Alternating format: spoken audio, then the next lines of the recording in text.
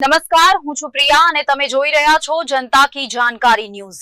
નજર કરીએ આજના સમાચાર ઉપર। લખતર વિરમગામ હાઈવે પર વિઠ્ઠલાપરા અને વિઠ્ઠલગઢ વચ્ચે સર્જાયો અકસ્માત।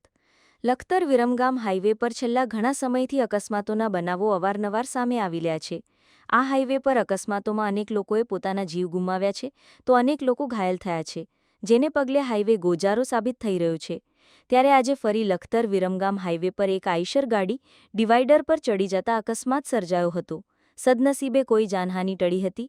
વિરમગામ તરફથી સુરેન્દ્રનગર તરફ જઈ રહેલી એક આઈશર ગાડી વિઠ્ઠલાપરા અને વિઠ્ઠલગઢ વચ્ચે પહોંચતા અચાનક ડ્રાઈવરે કોઈ અગમ્ય કારણોસર સ્ટેરિંગ પરનો કાબુ ગુમાવ્યો હતો અને આઈશર ગાડી ડિવાઈડર સાથે જઈ અથડાઈ હતી, જેને પગલે ગાડીના પાછળના ભાગના એક સાઈડના વ્હીલ નીકળી જતા ગાડી ડિવાઈડરના કારણે પલટી ખાતા બચી ગઈ હતી।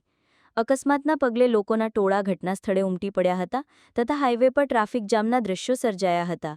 રિપોર્ટ જયેન્દ્રસિંહ ઝાલા।